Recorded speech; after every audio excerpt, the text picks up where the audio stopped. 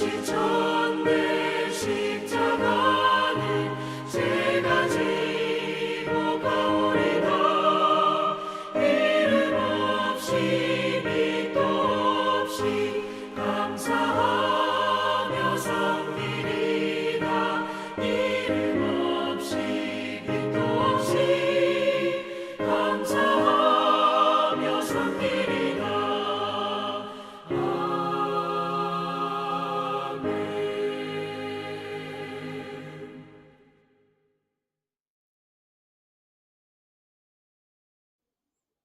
하나님의 크신 은혜와 평강이 오늘도 우리 사랑하는 성도들의 삶의 자리마다 충만히 임하시기를 기원합니다. 기도하겠습니다.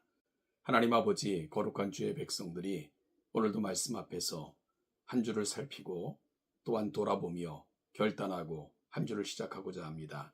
오늘도 함께 하셔서 깨달음과 그 말씀을 향한 거룩한 열망과 뜻대로 살고자 하는 소망을 주옵소서. 예수님의 이름으로 기도하옵나이다. 아멘. 오늘 보실 하나님의 말씀은 로마서 1장 1절로 7절입니다.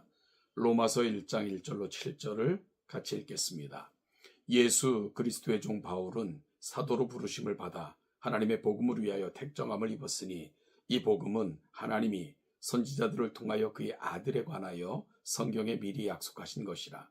그의 아들에 관하여 말하면 육신으로는 다윗의 혈통에서 나셨고 성결의 영으로는 죽은 자들 가운데서 부활하사 능력으로 하나님의 아들로 선포되셨으니 곧 우리 주 예수 그리스도시니라.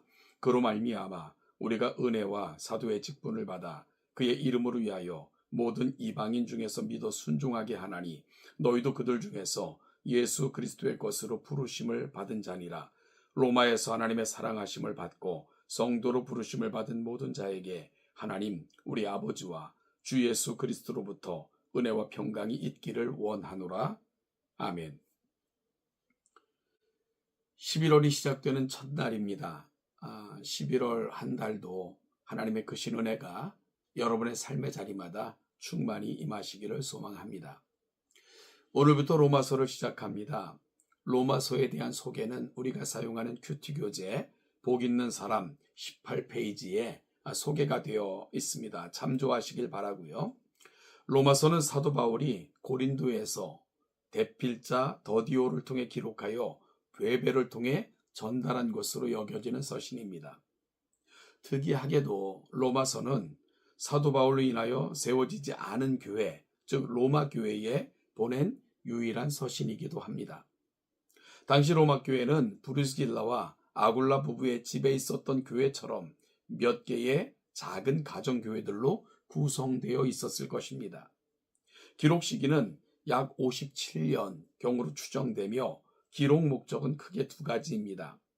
하나는 진정한 복음의 가치를 설명하므로 유대인과 이방인 사이에 갈등을 해결하고자 함이며 이를 통해 땅끝까지 복음을 전하라 부탁하신 주님의 선교적 명령에 동참하기를 바라는 마음이 로마서 기록 이유와 목적이 됩니다. 당시 로마 교회는 유대인과 이방인 그리스도인 사이에 음식법이나 절기법 등으로 인한 갈등과 비판 심지어 조롱이 교차하는 상황이었습니다. 이 같은 상황을 우리는 로마서를 통해서 곳곳에서 발견할 수 있습니다.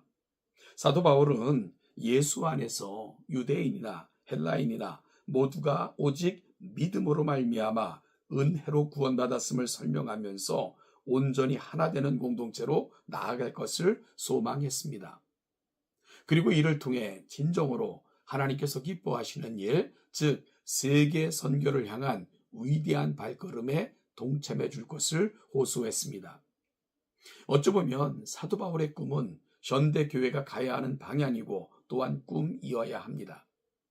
그중 오늘 본문은 로마서 전체 서론 중 일부로 발신자와 수신자 그리고 축복의 말들이 기록되어 있습니다. 먼저 사도 바울은 자신을 예수 그리스도의 종이라고 밝히고 있으며 자신은 하나님의 복음을 위해 택정함을 입었다고 고백합니다. 종이라는 고백을 통해 자신은 오직 주인이신 예수 그리스도의 뜻과 계획을 선명하게 드러내야 되는 자임을 밝히고 있는 것이고요. 바로 그를 부르신 주인이신 예수님께서는 그에게 복음을 맡기셨다는 고백입니다. 그러면 그에게 위임된 복음이 무엇일까요? 사도 바울은 분명하게 말합니다. 복음은 곧 예수 그리스도입니다. 하나님이 선지자들을 통해 미리 약속하신 바대로 정확하게 이 땅에 오셔서 죽으시고 부활하사 영원한 약속을 이루시고 우리의 영원한 생명의 보증이 되신 예수 그리스도, 그분이 바로 복음입니다. 예수님은 복음 그 자체입니다. 바로 예수 그리스도를 하나님께서는 그의 입을 통해 증거하라 말씀하시며 사명을 주셨다는 겁니다. 그 예수님으로 인하여 은혜를 받고 그가 사도가 되었음을 밝히면서 이는 이방인 중에서 믿어 순종하게 하려 함이라 라고 고백합니다.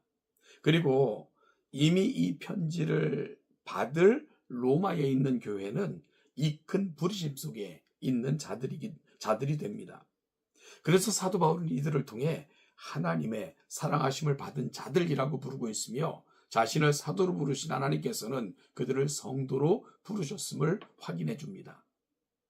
여러분, 성도란 거룩한 무리라는 뜻입니다. 성, 즉 거룩하다는 뜻이며 이는 하나님의 성품이고 속성이며 하나님께 해당되는 단어입니다. 따라서 성도라고 부르는 것은 하나님께 속한 무리들이라는 의미가 됩니다. 따라서 성도로서의 부르심이 얼마나 놀라운 부르심이며 신비가 아닐 수 없는 것입니다. 사도 바울은 이들을 향해 하나님의 은혜와 평강을 기원하고 있습니다. 은혜는 카리스, 즉 헬라식 이름이며 평강은 샬롬, 즉 시브리식 인사입니다.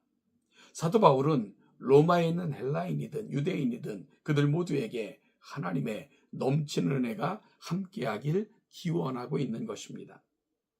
오늘 우리가 살고 있는 그리고 앞으로 살필 로마서는 오늘을 살아가는 우리에게도 참 귀한 도전과 교훈을 줍니다. 먼저 우리 모두는 복음을 통해 부름받은 하나님의 성도들이라는 것입니다. 이것은 시대를 초월해 지역을 초월해 하나님의 부르심에서 되어진 놀라운 사실입니다. 그 안에서 각 지역, 시대에 흩어져가는 살아가는 이들 모두는 하나입니다. 헬라인이나 유대인이나 구별이 있을 수가 없습니다. 왜냐하면 우리 모두는 그분께 속해 있는 그분으로 말미암아 기원된 그분의 백성들, 성도들이기 때문입니다. 여러분, 그리고 이 부르심 속에는 위대한 사명이 있다는 것을 알아야 합니다. 사도 바울은 로마 교회에 복음의 진실을 알려주고 그 안에서 하나가 되었음을 설명하면서 교회는 이 놀라운 은혜를 하나로 힘을 합하여 주신 사명을 감당해야 된다라고 권면합니다. 그것은 바로 복음을 전하는 것입니다. 복음의 증인이 되는 것입니다. 예수 그리스도, 그분의 풍성함을 드러내는 것입니다. 땅끝까지 이르러 내 증인이 되라 하신 주님의 부탁을 감당하는 것입니다. 이것이 교회로 부름받은 우리가 감당해야 될 사명인 것을 우리는 놓치지 말아야 됩니다. 사랑하는 동천교회 성도 여러분, 성도로 부르신 이 크신 은혜를 가슴에 담고 우리에게 맡겨주신 그 사명이 얼마나 중차대한 것인가 다시 한번 깨닫는 가운데 하나가 되어 전 세계가 복음을 아는 일에 협력하는 우리 동천교회가 될 수 있기를 간절히 축복합니다. 오늘도 살아가는 모든 삶의 자리마다 성령의 위로가 여러분 가운데 넘쳐나시기를 축복합니다.